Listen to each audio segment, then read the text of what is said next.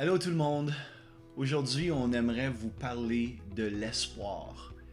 On a parlé ces 4 derniers, avec aujourd'hui, ces 4 clips de qu'est-ce que Noël, qu'est-ce que le vrai sens de Noël. Donc on a vu que c'était la joie, on a vu que c'était la paix, on a vu que c'était l'amour. Et aujourd'hui, on veut vous parler de l'espérance. L'espérance, l'espoir, c'est une chose encore que tout le monde veut. Et l'espérance nous fait vivre. Sans espoir, on meurt.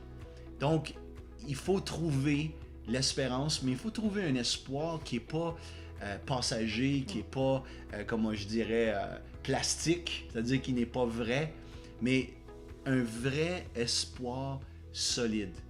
Et Noël, c'est vraiment une fête d'espérance. C'est vrai.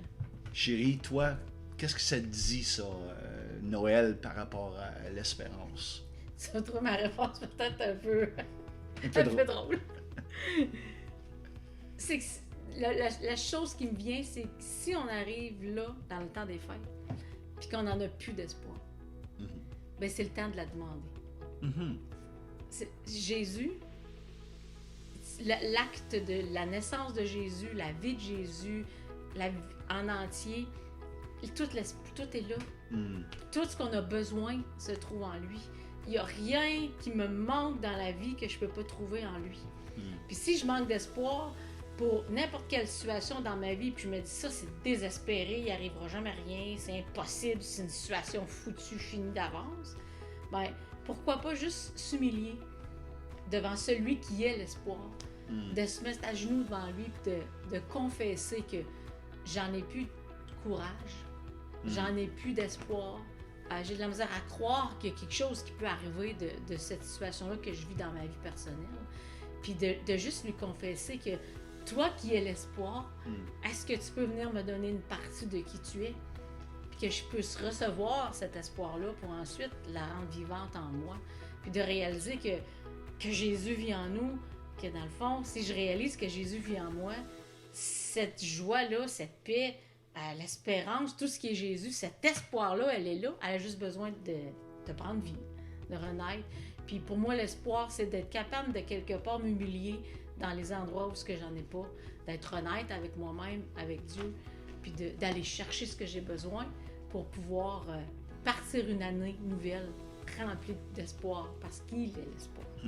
Il est l'espoir. Ce qui est intéressant encore de réaliser, c'est que pourquoi on dit que Noël, c'est une fête d'espoir? Parce que l'histoire biblique, c'est basé sur l'espoir. Dans le sens que pendant des milliers d'années, on avait dit, on avait prédit, on avait prophétisé que le Messie viendrait. Il y avait des promesses, tellement de promesses. Et il semblait que pour bien des années, justement, que ça ne s'accomplirait pas. Ils cherchaient le Messie, ils cherchaient celui qui viendrait pour les délivrer de la main de l'ennemi. Puis ça venait pas, ça venait pas, ça venait pas. Mais à un moment donné, la Bible dit que lorsque les temps ont été accomplis, c'est-à-dire dans le temps parfait de Dieu, l'espoir incarné, Jésus, est venu sur la terre et les promesses se sont accomplies. Donc, nous, en tant qu'êtres humains, on peut être encouragés par ces histoires-là, par cette histoire, de réaliser qu'il y a des promesses qui sont sur nos vies.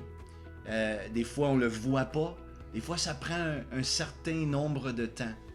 Mais ultimement, lorsque les temps sont accomplis, dans le temps parfait de Dieu, l'espérance va prendre forme, va se manifester, puis on va voir l'accomplissement des promesses. Donc, c'est pour ça qu'à chaque fois qu'on arrive à la saison de Noël, pour moi, je regarde et je suis rempli d'espérance. Je suis rempli d'espoir, sachant que Dieu est fidèle. Dieu ne ment jamais. Puis aujourd'hui, je veux qu'on le réalise, je veux que vous le réalisez, que Dieu ne ment jamais. Puis, enlevez vos yeux de sur les choses qui ne vont pas et mettez vos yeux sur Jésus, sur l'espoir qui s'est incarné, mais mais qui va se manifester dans chacune de vos vies. Quand j'étais adolescente, on chantait un chant à l'église. Je vous le chanterai pas, je vous épargne ça. Un petit cantique qui disait « Fortifie-toi et que ton cœur s'affermisse. » Ça disait « Espère en l'Éternel, oui, espère en l'Éternel.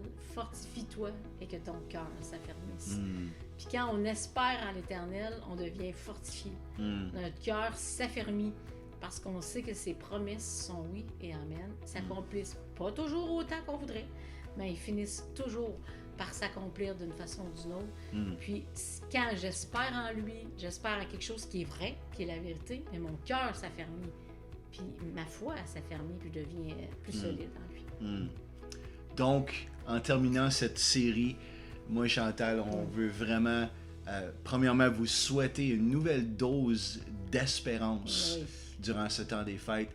Puis on veut vraiment vous souhaiter un bon joyeux Noël, un bon temps des fêtes, et que Noël prenne tout son vrai sens pour chacun de vous, dans chacune de vos familles et dans vos situations. Donc, joyeux Noël tout le monde. Joyeux Noël, et n'oubliez pas de vous aimer vous-même et d'aimer celui qui a tout donné.